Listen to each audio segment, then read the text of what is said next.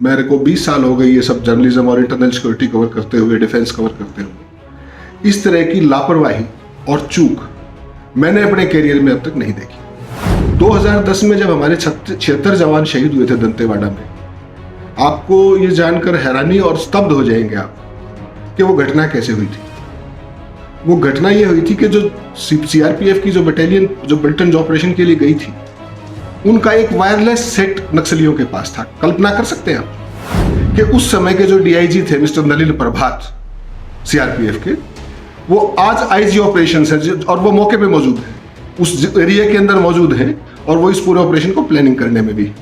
कल्पना करिए आप, जो अब जानकारी जिसको पुष्टि होनी बाकी है अभी, उसमें क्या निकल के आ रहा है कि ये जो कुछ भी ऑपरेशन प्लान हुआ है, ये प्रेशर के अंदर प्लान हुआ है। प्रेशर कैसे कहेंगे आप इसको? जब देश का सीनियर सिक्योरिटी एडवाइजर उस एरिया के अंदर है, आईजी ऑप्स सीआरपीएफ है, इनका काम स्ट्रेटेजिक प्लानिंग है दिल्ली में बैठ के करना। कल्पना कीजिए, वो जब उस एरिया में है तो जो नीचे ग्राउंड ट्रूप्स है जिनको ये ऑपरेशंस करने होते हैं, वो प्रेशर में आ जाते। 20 दिन से ये लोग वहां पर हैं और फोर्सेस के ऊपर लगातार प्रेशर था टू प्रूव समथिंग। ये लोग निकले वहां पर और इनको प्लांटेड जानकारी दी गई, ट्रैप बिछाया गया। और ट्रैप इस तरीके से बिछाया गया कि परसों 11:30 बजे से लेकर के 12 बजे तक, महेंद्र जी आपको याद होगा, टाइमिंग नोट कीजिएगा, 3 अप्रैल की घटना है। और जो घायल और मृतक जवान हैं, उनका इवैक्यूएशन कल हुआ है 12:15 बजे MI-17 हेलीकॉप्टर से। आप अपने देश के अंदर घायल भी जवान होंगे, वहां शहीद भी होंगे, और वो बॉडीज मौके पे पड़ी हुई हैं 24 घंटे तक। अगर आपकी ये ऑपरेशनल प्लानिंग है, वहां पर कोई मेडिकल एड, जब आप इवैक्यूएशन ही नहीं कर पाए, बॉडीज ही नहीं निकाल पाए, तो किस तरह की मेडिकल एड्स मिली होगी, किस तरह का रीइंफोर्समेंट गया होगा। और इससे भी चिंताजनक बात क्या है, 24 घंटे तक पूरे देश का मीडिया 20 घंटे तक क्या चलाता रहा कि 5 जवान शहीद हुए, 7 जवान शहीद हुए। कल सुबह 10 बजे मैंने स्टोरी ब्रेक की कि शहीदों की संख्या करीब 2 दर्जन के आसपास है और 30 के आसपास घायल है। ये exactly it's a miserable failure. Operation हुआ है, अपने देश के अंदर हो रहा है, प्लानिंग करके गई है, सीनियर मोस्ट ऑफिसर्स है उस एरिया के अंदर, और इवैक्यूएशन में इतना समय लगता है। There are major challenges. बहुत अंदर गहरे से झांक के देखने की जरूरत है कि कहां चूक हुई। और उससे भी ज्यादा चिंताजनक बात यह है कि इतने बड़े फेल्योर के बावजूद, इतनी बड़ी शहादतों के बावजूद, इतनी कैजुअलिटीज के बावजूद इस देश में सब नॉर्मल चलता रहा। अगर मैं 2010 की बात करूं, 11 साल पहले, उसी वायरलेस सेट के जरिए इनकी सारी की सारी मूवमेंट्स ट्रैक की गई थी। सीआरपी का वायरलेस, सीआरपी ऑपरेशन कर रही है और वो नक्सलियों के पास था। उनकी तीसरी कंपनी फायरिंग रेंज में आ गई, 76 जवान शहीद हुए साहब। यही आईजी साहब थे, डीआईजी साहब थे। और उस टाइम की जो जांच हुई उसमें बिल्कुल साफ साफ लिखा गया था, 4 ऑफिसर्स, आईजी थे उस टाइम के जो मौके पे थे, डीआईजी, एक 62वीं बटालियन का कमांडेंट और एक इंस्पेक्टर। उस रिपोर्ट में यह साफ लिखा गया था, 2010 की बात कर रहा हूं, कि इन्होंने बिना एरिया डोमिनेशन के फोर्सेस को वहां भेजा था। उसके बावजूद क्या हुआ कि वही डीआईजी आज आईजी ऑप्स। ये सवाल है जिनके देश को जवाब चाहिए। इसमें मुझे बहुत ही दुर्भाग्य से कहना पड़ रहा है कि ये देश और इस देश का मीडिया सवाल पूछना भूल गया है। छत्तीसगढ़ में नक्सली हमले में हमारे 22 जवान शहीद हो गए। इतनी बड़ी खबर को सिर्फ एक पंक्ति में निपटा दिया गया है। कोई सवाल नहीं है, किसी तरह की जिक्र चर्चा नहीं है, लेकिन कुछ सवाल हैं। सवाल उठाते हुए एक रिपोर्ट छपी है दैनिक भास्कर में। हेमंत अत्री जी की तरफ से लिखा गया है, इसे बताया गया है कि ये ऑपरेशन फेलियर है। ऑपरेशनल फेलियर के 5 पॉइंट्स उन्होंने इसमें उजागर किए हैं। ये बहुत ज़रूरी खबर है, बहुत ज़रूरी मुद्दा है। हमारे जवानों की बेशकीमती जो जाने जाती हैं, शहादत होती है, उसके बाद इस तरह के सवाल ज़रूरी हैं, इस तरह का एनालिसिस होना ज़रूरी है और मीडिया की इस भूमिका में होना ज़रूरी है। इस मुद्दे पर विस्तार से चर्चा करने के लिए खुद हेमंत अत्री हमारे साथ आज के वीडियो ब्लॉग में जुड़े हैं। सर, बहुत बहुत स्वागत है आपका। सर, जो आपने ऑपरेशनल फेलियर की बात कही है इसके ऊपर आएंगे, लेकिन उससे पहले क्या आप हमारे दर्शकों को ये समझाएंगे कि एग्जैक्टली क्या घटना थी, ये क्या वारदात थी? क्या ये किसी ऑपरेशन के दौरान हुई वारदात थी, या फिर ये कोई मुठभेड़ थी, या फिर घात लगाकर हमला किया गया था हमारे जवानों के ऊपर? देखिए महेंद्र जी, ये जो कल की घटना है, परसों 3 अप्रैल को ये घटना हुई है, बहुत ही दर्दनाक घटना है। और जितने भी शहीद हमारे साथी जवान हुए हैं, सबसे पहले तो मैं उनको नमन करता हूँ और उनके परिवारों के प्रति हार्दिक संवेदना व्यक्त करता हूँ जी। जो ये हुआ है महेंद्र जी, इतना दुर्भाग्यपूर्ण, मेरे को 20 साल हो गए ये सब जर्नलिज्म और इंटरनल सिक्योरिटी कवर करते हुए, डिफेंस कवर करते हुए, इस तरह की लापरवाही और चूक मैंने अपने कैरियर में अब तक नहीं देखी। ये पूरे का पूरा ऑपरेशन क्या था, मैं इसको आपको डिटेल में बताना चाहूँगा। और हेमंत अत्री जी ये कह रहे हैं कि इतनी बड़ी चूक अपने करियर में नहीं देखी है। मैं आपको बता दूं कि ये वही पत्रकार हैं जिन्होंने जब हमारे 76 जवान शहीद हुए थे नक्सली हमले में, उसको भी रिपोर्ट किया था, और जब 22 जवान शहीद हुए हैं उसको भी रिपोर्ट किया है। जी सर, आप अपनी बात को कंटिन्यू रखिएगा। तो महेंद्र जी, ये जो घटना हुई है इसका इतना दर्दनाक पहलू है कि आपको बताते हुए भी मेरे रोंगटे खड़े हो रहे हैं। 3 अप्रैल को ये घटना 11:30 बजे होती है। करीब करीब 1500 से 2000 के बीच में 3 फोर्सेज के जवान, जिसमें छत्तीसगढ़ पुलिस भी है, कोबरा बटालियन है, जो most qualified STF, most qualified और वार इक्विप्ड जिसको कहते हैं, वो हमारे जवान है, फुली ट्रेन्ड जवान है। और ये सारे के सारे वहां जाते हैं। और आप देखिए नक्सल्स ऑपरेट कैसे करते हैं। नक्सल्स हमेशा वेपन के साथ ऑपरेट नहीं करते, बहुत स्ट्रेटेजिकली ट्रेंड लोग होते हैं।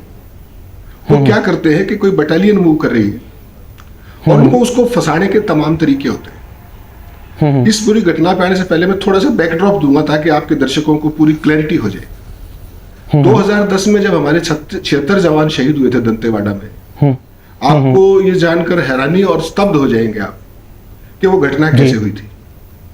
वो घटना ये हुई थी कि जो CRPF की जो बटालियन जो ब्रिटेन ऑपरेशन के लिए गई थी, उनका एक वायरलेस सेट नक्सलियों के पास था। कल्पना कर सकते हैं आप उसकी एक एक मूवमेंट। ऑपरेशन के लिए बटालियन गई, उनका एक वायरलेस हेडसेट नक्सलियों के पास था, जो इंक्वायरी में इस्टेब्लिश हो चुका है।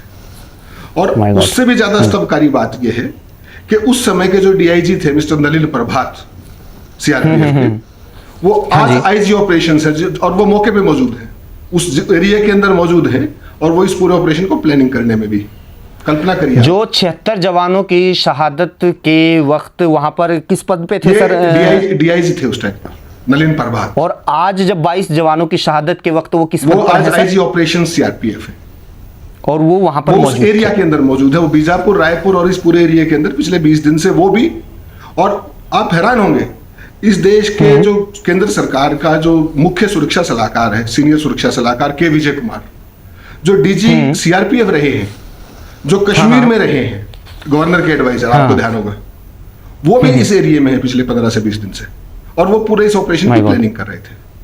तो एक घटना मैंने बताई दंतेवाड़ा की 2010 की, और अब इस घटना पे आता हूं। इस घटना के बहुत ही स्तब्धकारी है, मीडिया सवाल पूछना भूल गया है। इसके पहलू बहुत है। पहला पहलू तो ये है कि ये जो कुछ हुआ, ये इसकी इनपुट इनको UAV होते हैं, जो अनमैन्ड एरियल व्हीकल होते हैं। 20 दिन पहले एक पिक्चर मिला, इंटेलिजेंस मिला, कि उस पर्टिकुलर एरिया में जहां पे घटना हुई है, बीजापुर के बॉर्डर पे ही, 2 डिस्ट्रिक्टों के बॉर्डर पे है, और ये नक्सलियों की बटालियन 1 का ऑपरेशन का एरिया है। बटालियन से नक्सलियों की भी बटालियन 1 है उनकी, जो सबसे इक्विप्ड और ट्रेंड बटालियन है।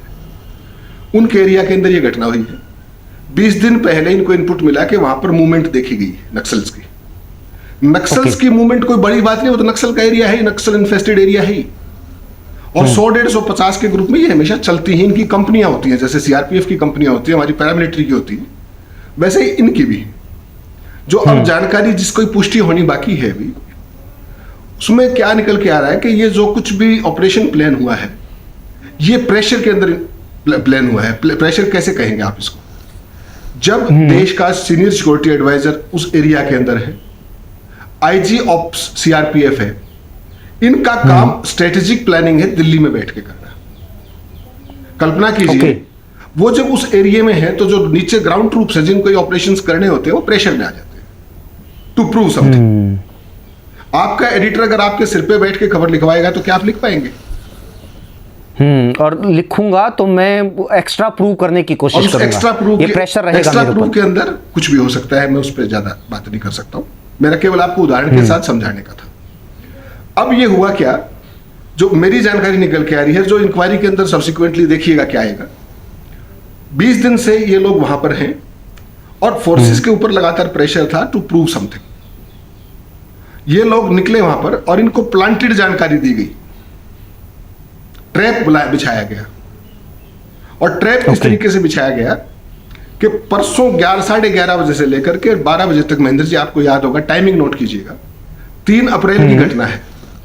और जो घायल और मृतक जवान हैं उनका इवैक्यूएशन कल हुआ है 12:15 बजे MI-17 हेलीकॉप्टर से। आप अपने देश के अंदर घायल भी जवान होंगे, वहां शहीद भी होंगे, और वो बॉडीज मौके पे पड़ी हुई हैं 24 घंटे तक। अगर आपकी ये ऑपरेशन प्लानिंग है, वहां पर कोई मेडिकल एड, जब आप इवैक्यूएशन ही नहीं कर पाए, बॉडीज ही नहीं निकाल पाए, तो किस तरह की मेडिकल एड्स मिली होगी, किस तरह का रीइंफोर्समेंट गया होगा।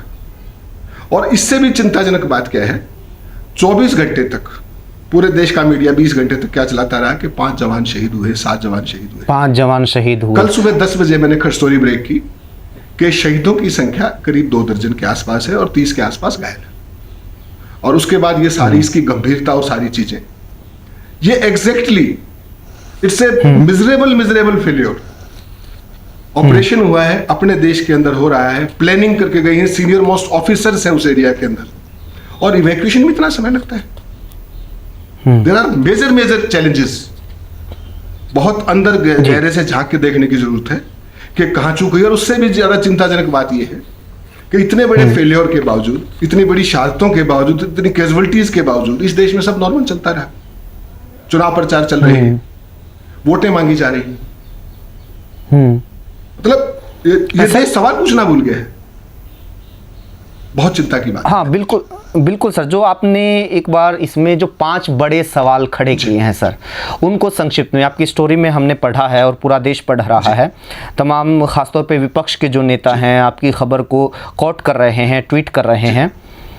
इसमें इनको अगर संक्षिप्त में आप बताना चाहे, इनमें कौन कौन से बिंदुओं को आपने इंगित किया है कि हाँ इनके ऊपर बात कीजिए, यहाँ पर छिपा हुआ है असली सच। बिल्कुल ठीक बात है, मैं सीरियल वाइज आऊंगा, बहुत ब्रीफ में ही आऊंगा।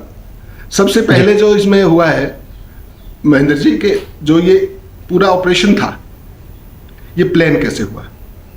जब भी ऑपरेशन की प्लानिंग होती है तो ग्राउंड ट्रूप्स प्लान करते हैं। तो सबसे पहले तो ये था, सीनियर मोस्ट ऑफिसर्स की जो ड्यूटी है वो दिल्ली में बैठ के, हेडक्वार्टर पे बैठ के स्ट्रेटेजिक प्लानिंग की है। जब भी वो मैदान में जाएंगे तो आप समझ सकते हैं कि दंतेवाड़ा और ये पूरा एरिया जो नक्सल इन्फेस्टेड एरिया, वहां पे मूवमेंट बढ़ेगी, हेलीकॉप्टर भी चलेंगे, काफिले भी बढ़ेंगे। तो नक्सल्स का पूरा इंटेलिजेंस का नेटवर्क है, वो तुरंत समझ जाते हैं कि they are planning something big. Okay. और जब ये लोग इतने दिन से वहां पर थे तो नक्सल्स का तो अपना खुफिया तंत्र पूरे का पूरा है। होना क्या चाहिए, प्लानिंग दिल्ली में करो और ग्राउंड ट्रूप्स को अपनी इंटेलिजेंस के हिसाब से, ग्राउंड रिलेटिव्स के हिसाब से काम करने दीजिए। एक सबसे इंपॉर्टेंट बात है। दूसरी स्ट्रेटेजिक जो गलती जो मुझे लगता है जो हो रही है नक्सल्स ऑपरेशन में खासतौर पर, हमारे पास इंटेलिजेंस इनपुट्स की काफी कमी है, ग्राउंड इनपुट्स की काफी कमी है। हमारी जो ग्राउंड फोर्सेज है, ये मैं निंदा के लिए नहीं, मैं सुधार के लिए कह रहा हूं। ग्राउंड फोर्सेज के पास इंटेलिजेंस की कमी है, ह्यूमन इंटेलिजेंस की कमी है। और जो ये नक्सल्स हैं, इनका पूरा एरिया के अंदर डोमिनेशन भी है, नेटवर्क भी है। हाँ। तो हमारा फोकस क्या है फोर्सेज का, कि जितने ज्यादा हो सके सरेंडर कराइए, सरेंडर करवाओ। और जब आप सरेंडर कराते हैं तो नक्सल्स के जिन साथियों ने सरेंडर कर दिया, उनका इंटेलिजेंस 2 या 3 महीने तक इफेक्टिव होता है, ज्यादा से ज्यादा 6 महीने तक होता है।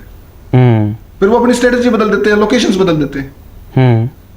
तो उनके भरोसे पे अगर ऑपरेशन आप करेंगे, परिणाम क्या हो।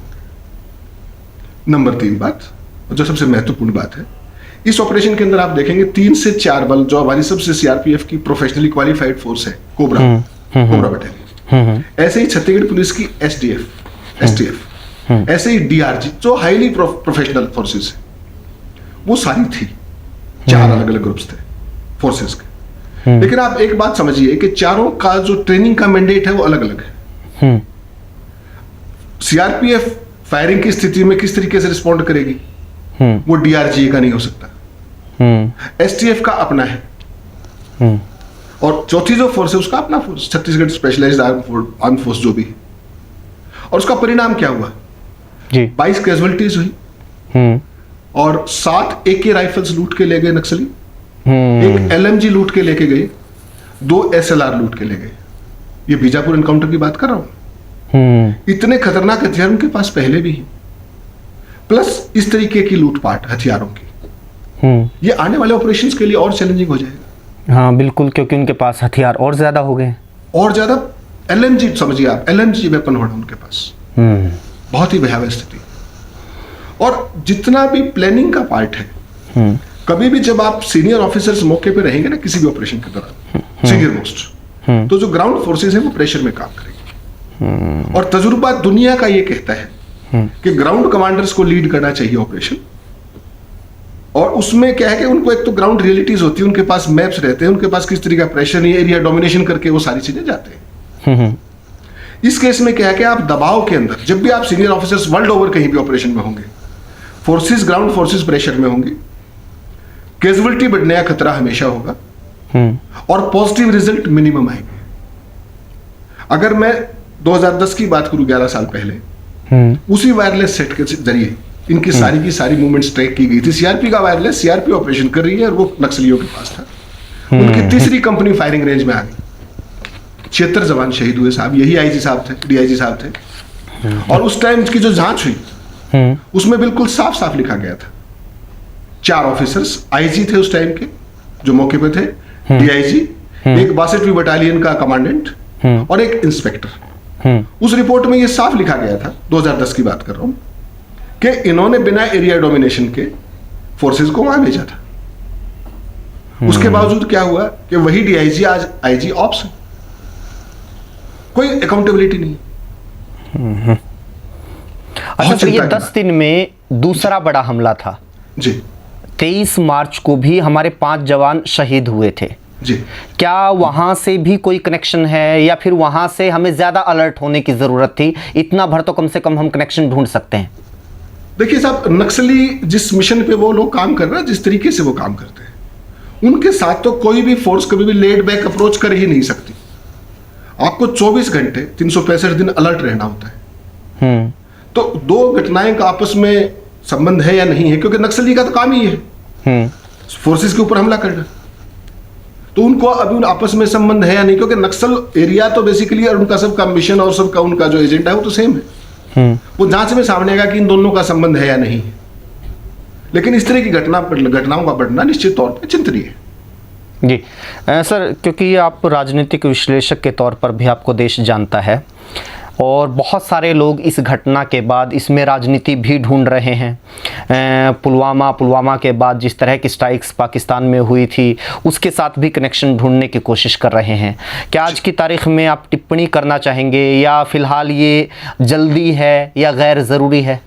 महेंद्र जी, देखिए, हम पत्रकार हैं, आप पत्रकार हैं, इस मामले की संवेदनशीलता समझनी चाहिए। ये पूरे देश को, आत्मा को, अंतरात्मा को, दिमाग को हिला और झकझोर देने वाली घटना है।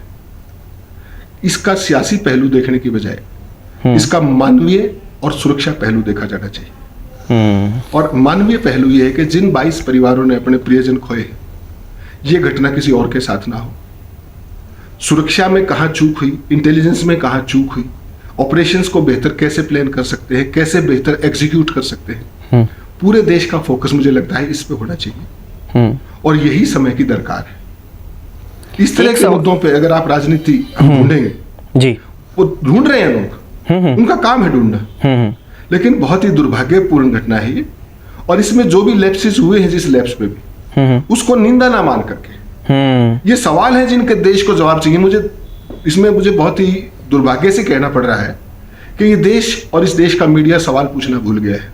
मैं आपको साधुवाद देता हूं कि आप इस तरह के समसामयिक विषयों पर, चुनौतीपूर्ण विषयों पर बात करते हैं, सवाल उठाते हैं, जनता के बीच में रखते हैं। और सबसे जरूरी बात जो हम जर्नलिस्टों की, हमारा काम केवल तथ्यों को सामने लाना है। जांच में क्या आएगा सामने, मैं तो इस बात से हैरान हूं कि पुलवामा में RDX कहां से आया था, आज तक नहीं पता इस देश को। पता है किसी को? ना। कौन लोग थे, कहां से आया था? एंटीलिया के ऊपर जिलेटिन की छड़ें प्लांट हुई, पूरे देश के NIA और सब लोग वहां पे लगे हुए। लेकिन दुर्भाग्य है कि इस देश का मीडिया सवाल पूछना भूल गया। इसमें मैं और आप क्या कर सकते हैं? हम तो जन जागरण का काम है, जन जागरण करते रहेंगे। जब तक सब सवाल नहीं पूछेंगे, देश सवाल नहीं पूछेगा, सुधार कैसे होगा? मीडिया का तो प्राइम जो रोल है वो यही रोल है महेंद्र जी। जी सर, बहुत बहुत शुक्रिया। और जैसे जैसे मेरे ख्याल से आप इसके बारे में और भी ज़्यादा इन्फॉर्मेशन कलेक्ट कर रहे हैं ताकि इस स्टोरी को, इस एनालिसिस को और विस्तार दिया जा सके। मैं कोशिश करूंगा कि आगे भी अगर कुछ और इनपुट्स आपके पास आते हैं तो इसके बारे में बात करेंगे। फिलहाल बहुत बहुत शुक्रिया सर, वक्त देने के लिए बहुत बहुत शुक्रिया। धन्यवाद महेंद्र जी, धन्यवाद। दोस्तों, अगर आप लोगों को ये वीडियो अच्छा लगा, ये जानकारी अच्छी लगी तो आप इसको शेयर कीजिए। आप हमारे YouTube चैनल आपका रिपोर्टर को ज़रूर सब्सक्राइब कर दीजिए। फेसबुक पर देख रहे हैं तो हमारे फेसबुक पेज को ज़रूर लाइक कर दीजिए।